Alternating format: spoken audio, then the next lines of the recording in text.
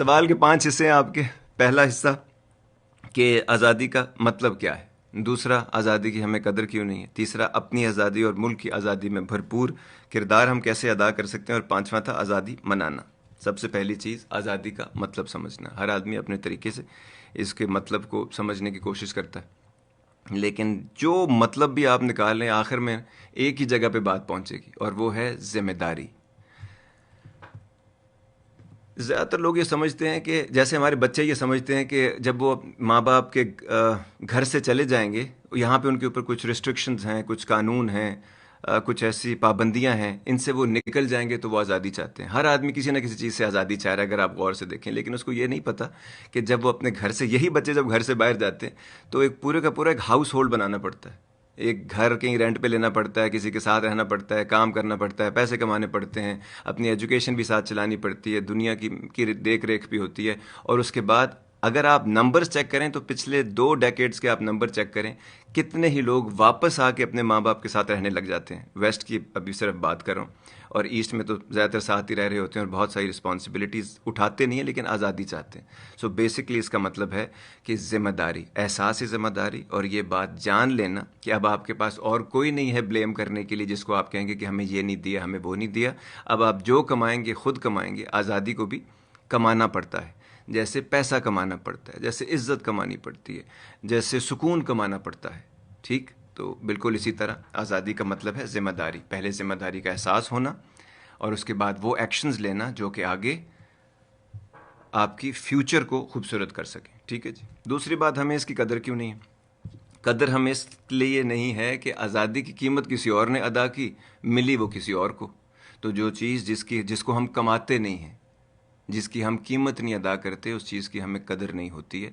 इंसान इस मामले में काफ़ी नाशुक्रा और बेसब्रा और बेकदरा वाक़या हुआ है। ठीक है जी।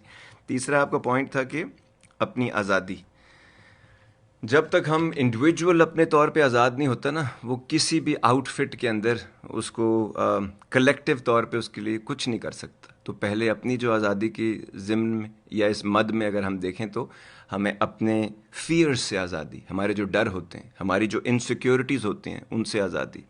उसके बाद जो हमारे कॉम्प्लेक्सेस होते हैं, उनसे आज़ादी। फिर हमारी एग्जैजरेटेड एक्सपेक्टेशंस होती हैं, उससे आज़ादी। फिर उसके बाद डिस्कनेक्ट फ्रॉम रियलिटी, उससे आज़ादी।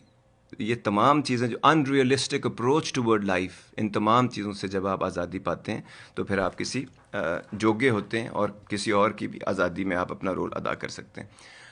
मुझे ये भी पता है कि ये बातें जो मैं अभी कर रहा हूँ, ये अक्सर लोग कहते हैं जी ये बातें लोग सुनते नहीं हैं। आप जब करते नहीं हैं तो सुनेगा कौन। और करने वाले भी इसलिए नहीं करते कि भाई अब सुनेगा कौन। सुनने वाले कहते हैं जी हमें कोई ये बातें बताता नहीं है। तो बकौल शायर वो था ना, जिन्हें हम कह नहीं सकते, जिन्हें तुम सुन नहीं सकते, वही बातें हैं कहने की, वही बातें हैं सुनने की। और ये जहाँ तक एक और आपका पॉइंट था कि जी आज़ादी मनाना हमें नहीं आता, तो मुझे पता है शायद आपके पास ये सारी बातें सुनने का भी वक्त ना हो और आपको जल्दी हो, क्योंकि हम जश्न आज़ादी जब मनाते हैं तो ऊंची ऊंची आवाज़ में डेक लगाते हैं, गाने वाने सुनते हैं, शोर शराबा करते हैं। ये यंगर जनरेशन जो है हमारी यूथ, वो मोटरसाइकिल के जो साइलेंसर्स होते हैं वो फाड़ कर या निकाल कर एक लोगों के रास्ते रोकते हैं, और जुलूस की शक्ल सी बन जाती है, और लोगों के लिए आसानियों की जगह मुश्किलें पैदा होनी शुरू हो जाती हैं। लेकिन यंगर जनरेशन ने ये किससे सीखा है? हो सकता है मेरी पीढ़ी से सीखा हो सकता है हमसे पिछली वाली पीढ़ी से सीखा हो। लेकिन जिसने भी सीखा है और जैसे भी सीखा है, सीख तो लिया है। और एक बात याद रखने की है, जो भी बुरी चीज़ आप सीखते हैं, जो भी बुरी या गलत चीज़ आप सीखते हैं, उसको अनडू करने में कभी सालों और कभी सदियां लग जाती हैं।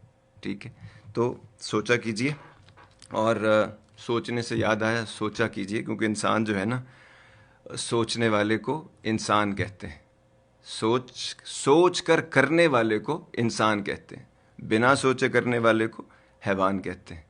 जिस मुल्क में आप रहते हैं उसे पाकिस्तान कहते हैं। ठीक है, कोशिश कीजिएगा। और ये बात कीजिए आखिर में हमें करना क्या चाहिए कि अपनी और मुल्क की आज़ादी में भरपूर किरदार अदा कर सकें। आपका 5वां पॉइंट था, उसके लिए कुछ नहीं करना है, सिंपल सी एक चीज़ करनी है हर बंदे ने, और ज़िंदगी में सब कुछ ठीक हो जाएगा। और वो है छोटे से छोटा काम भी आप पकड़ लें, छोटी से छोटी चीज़ भी।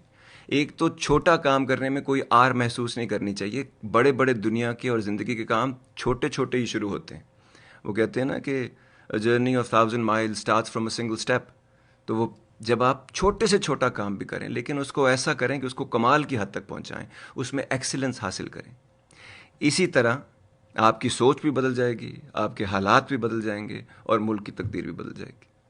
हैप्पी इंडिपेंडेंस, और try to make the best use of this day as much as you can.